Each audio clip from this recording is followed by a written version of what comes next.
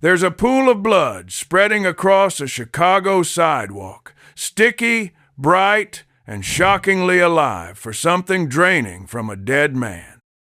On the night of the 22nd of July, 1934, the most wanted outlaw in America, John Dillinger, collapses just steps from the glowing Biograph Theater marquee.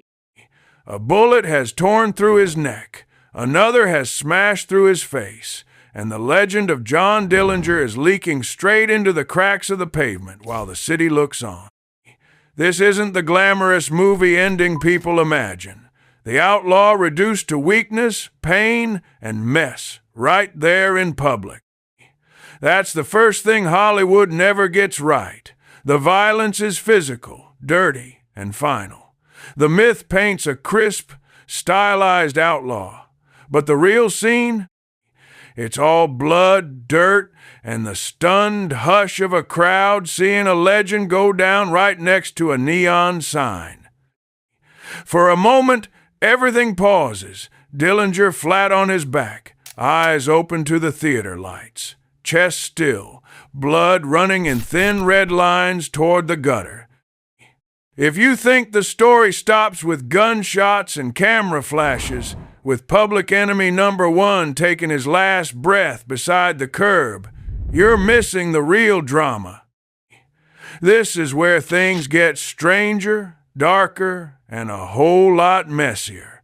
Because what happens to a famous corpse in public? It turns into a spectacle. Half souvenir hunt, half sideshow, half anatomy lesson. Tonight we're following every indignity, every practical headache that comes with being the most famous dead body in America.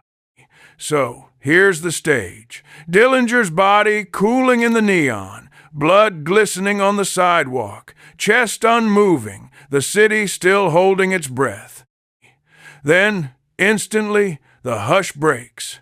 Chicago in the Depression is a city built for spectacle, and word spreads like fire. Dillinger's dead, right here, on the street. And anyone can come see. People flood in, neighbors, moviegoers, reporters, the morbidly curious, elbowing for a better look. Some blink, mouths open, half disbelieving. Others, well, America has a special tradition for moments like this.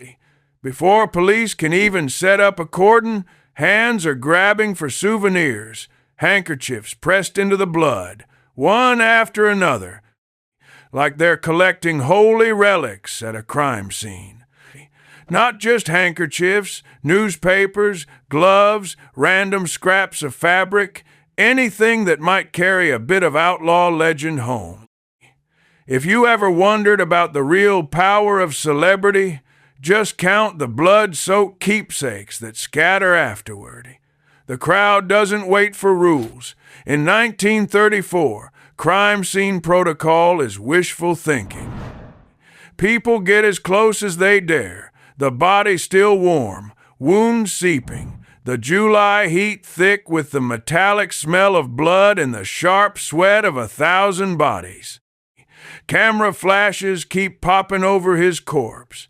The air is humid, electric, packed with the stink of iron, spilled gin, and the city grinding its myth into the sidewalk. It's chaos with a purpose. Everyone wants proof they were there, that they saw Dillinger's body, that they touched a piece of fame, even if that fame smells like pennies and broken liquor bottles. The police arrive late to their own crime scene, pushing through the mob, trying to get control before it turns into a full-blown carnival. But for a few minutes, Dillinger's body is public property. The law is losing out to flashbulbs, outstretched hands, and souvenir hunters stuffing blood-stained handkerchiefs in their pockets. When America's Most Wanted finally ran out of road, he didn't become a martyr or a movie star.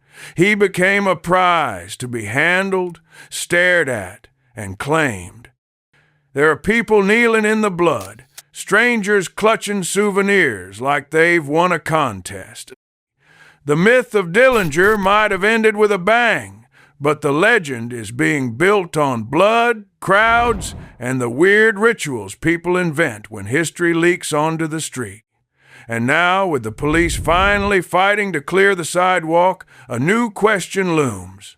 What do you actually do with America's most notorious corpse when everyone wants a piece? That's where the logistics and some of the strangest indignities really get rolling. Police muscle their way through, uniforms half-soaked in sweat, friction, and the heat of the crowd. Now comes the awkward, undignified work, extracting Dillinger's limp, sticky body from the tangle of hands, cameras, and streaked pavement. A few last-minute souvenir seekers get shoved aside. One man clutches a blood-stained handkerchief like he's just caught a home run ball. There's no subtlety here. Dillinger's body is heavier than anyone expects, his shirt and jacket glued to oozing wounds, leaving a crimson trail as police hoist him up. The crowd still won't back off. Voices shout. A few try to shove closer for one last look. The cops aren't gentle. They're just there to get the body out.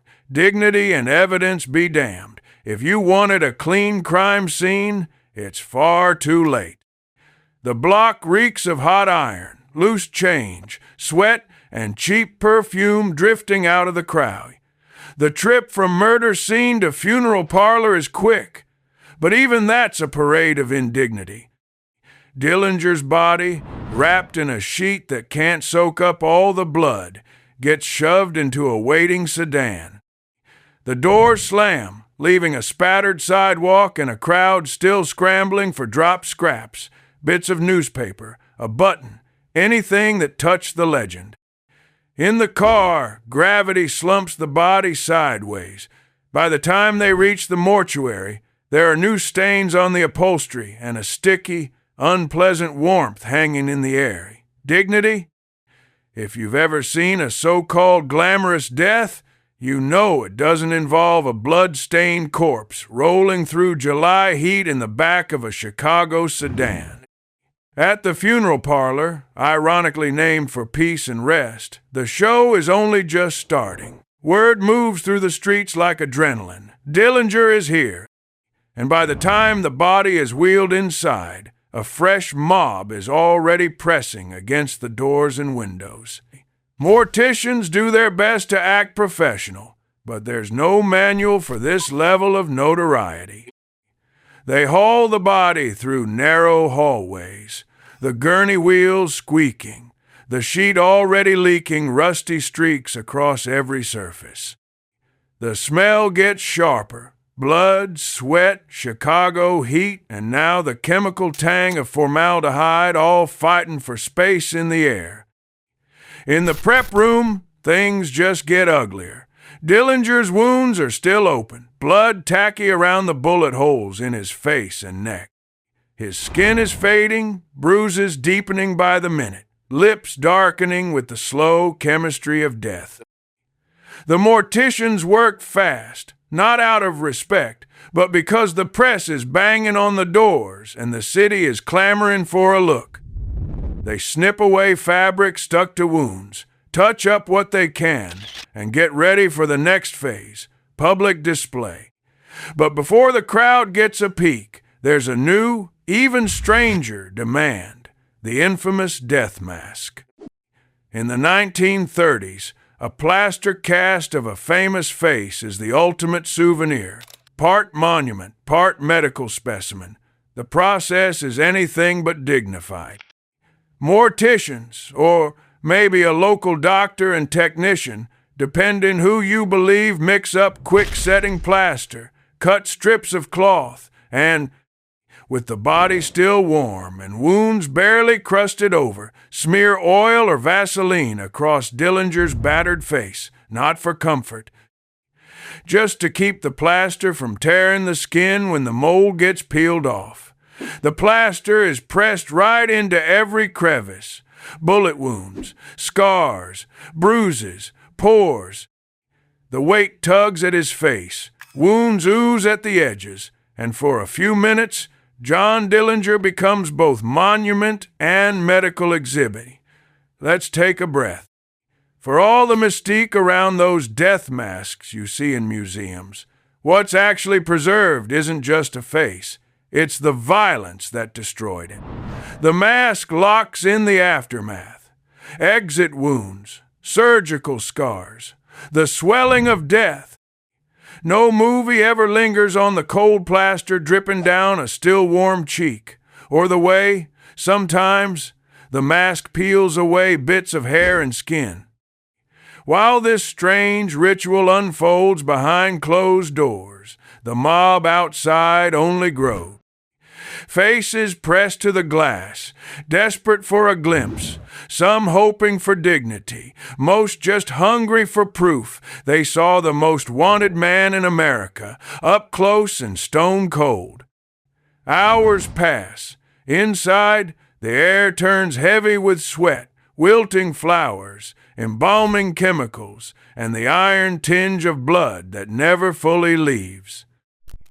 When the public finally gets their turn, Dillinger's battered body is put on display like a sideshow attraction.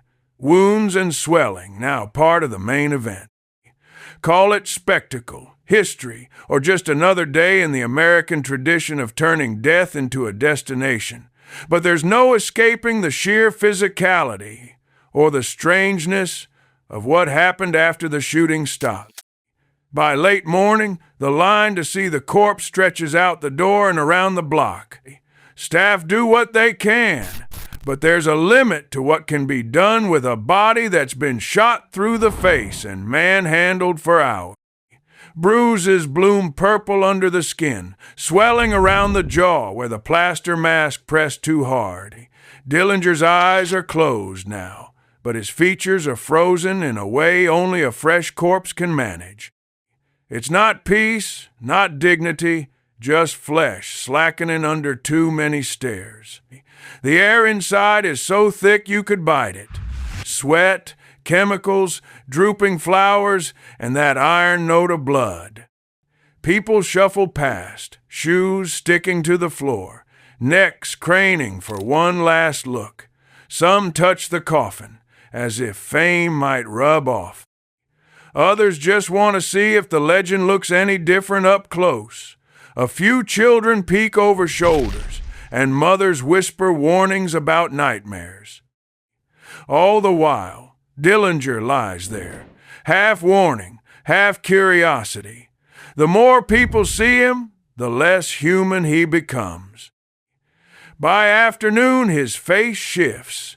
Not just the swelling and wounds, but that post-mortem pallor that turns a legend into something closer to a wax figure. The death mask dries in the back room, a duplicate monument to violence, while both mask and body harden, sink, and change by the hour as the mob files past. Even now, the indignities keep coming.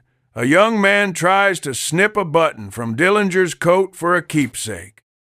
A woman leans in close enough to leave a lipstick print on the sheet. Staff have to step in, gently, then more forcefully, to keep the body intact for his family. Every touch, every flashbulb, every whispered joke or grimace turns Dillinger's death into a kind of public sport, a physical event that refuses to end. Finally, as dusk falls, the doors close. Dillinger's battered body is cleaned again, then prepared for transport back to Indiana.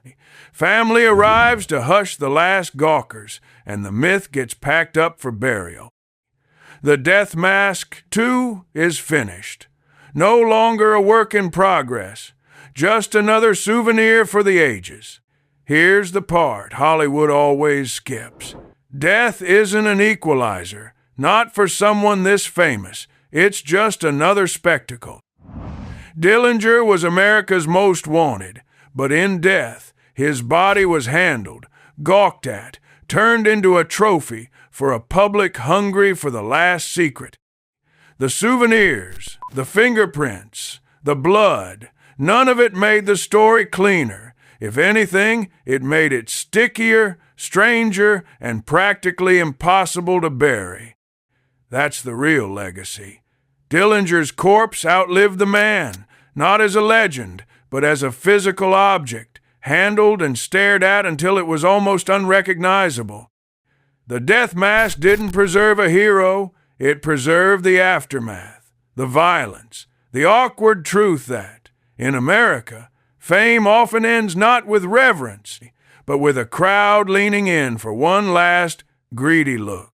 If you want more stories that strip away the legend and get down to the strange, physical reality of America's most famous outlaws, what they ate, how they survived, what really happened to their bodies after death, make sure to subscribe. There's a lot more hidden aftermath in our history, and trust me, none of it is as clean or glamorous as the movies want you to believe.